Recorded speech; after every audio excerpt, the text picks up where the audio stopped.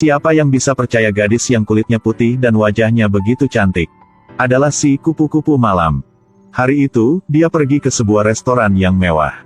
Kecantikan dan tubuhnya menarik semua perhatian. Ternyata dia bertemu dengan pria yang banyak uang. Inilah wisatawan ke Thailand untuk mengalami adat istiadat di sini. Gadis ini duduk di depan pria dengan halus. Pertama kali bertemu dengan gadis ini, pria ini memang tertarik. Semua makanan sudah disediakan di meja. Mereka mulai berbicara. Tiba-tiba, pria ada telepon. Kan Kaeo berbalik, dia ketemu orang yang mengenalnya. Orang ini menuju ke tempat duduk Kan. Lalu mulai berbicara dengan Kan. Ternyata, pria inilah tamu yang lama. Kan berpura-pura bilang dia sedang berdiskusi bisnis sama pelanggan.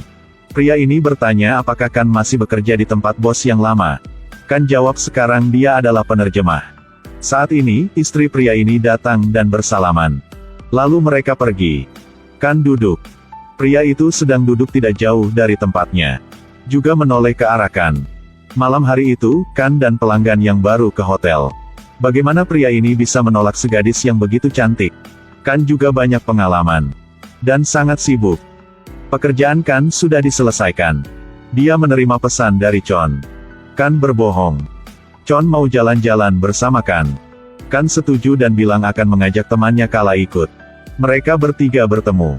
Saat ini, pelanggan datang. Pria ini sangat puas dengan sikap Kan jadi sudah kasih bonus. Dan bilang lain kali ke Thailand akan mencarikan lagi. Si pria asing memang jatuh cinta kepada Kan. Kan harus bekerja lembur. Kan menghitung gajinya, dia memang senang. Hari keesokan, Kan ke bandara untuk mengantar pelanggan. Dia bertemu dengan manajer di PT yang dia sedang buat KKL. Pria ini melihat mereka sedang memeluk. Tunggu sampai si pria asing itu pergi, lalu dia ke tempat Kan. Kan bingung dan berbohong itulah guru dia. Hari ini, guru pulang ke AS. Si manajer ini memang tertarik dengan kecantikan Kan. Jadi mau ngajak Kan kemana-mana. Kan menolak karena sekarang dia harus pulang. Si manajer ini mau mengantarkan. Dengan begitu, tujuan Kan sudah didapatkan. Mereka pergi ke depan mobil si manajer. Ternyata, dia adalah putra di keluarga kaya. Kan melihat mobil di depan dia. Memang ikan emas. Kan naik mobil pria ini pulang. Sampai di depan sebuah apartemen. Kan menolak permintaan untuk diantar dia ke kamar dari pria ini. Dan Kan juga tidak lupa bilang kata-kata yang halus. Mereka add friend untuk bisa hubungi. Kan melihat pria ini sudah pergi. Lalu dia menyeret koper ke tempat yang beda. Sekarang, dia memang pulang ke rumah. Kecantikan dan tubuhnya membuat semua orang melihat.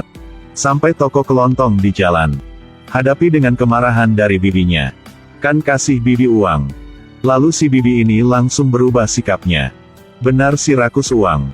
Di kamarnya ada banyak surat dari rentenir. Ingat kembali pertemuan dengan Chon. Kan mulai memilih pakaian dan mandi.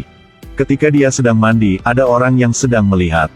Jika teman dekatmu sukai pacarmu, lalu kamu akan lakukan apa? Hari itu, teman dekat Kan sedang tunggu di tempat yang telah dijanjikan. Chon juga datang. Dan memanggil teman yang sudah tunggu. Saat ini, dia tidak mendengar kata-kata dari Chon. Tapi hanya melihat pria di depan. Jika kamu sukai seseorang, pasti tidak bisa bersembunyi. Dengan kepercayaan diri dari Chon. Gadis ini hanya bisa berpura-pura ikut. Melihat kerah baju Chon tidak halus.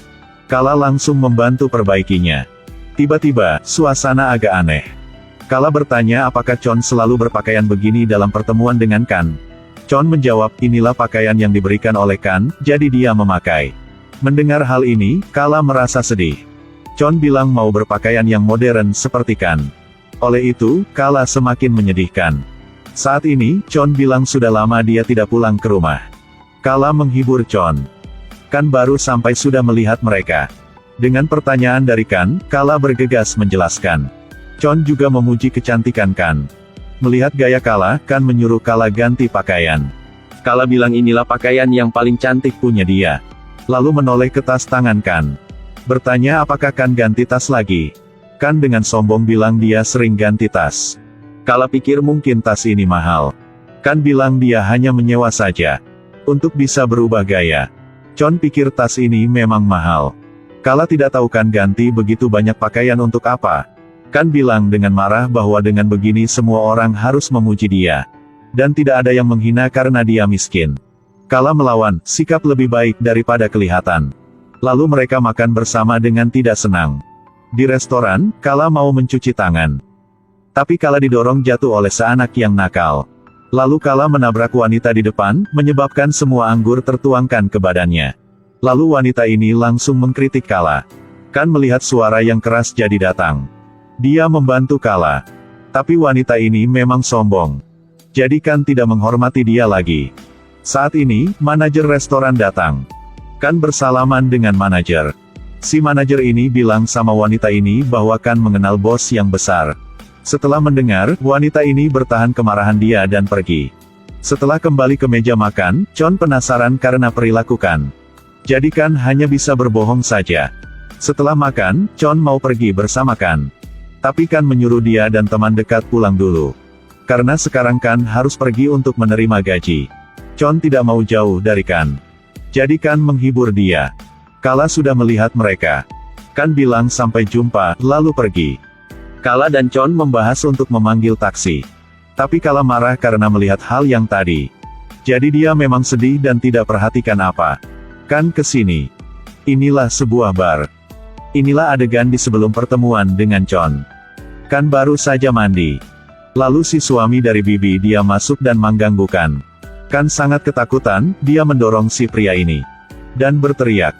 Saat ini, ada suara dari istri dia. Tahu bahwa istri sudah pulang, lalu dia bergegas berlari. Kan dengan cepat mengunci pintu. Kan memang panik.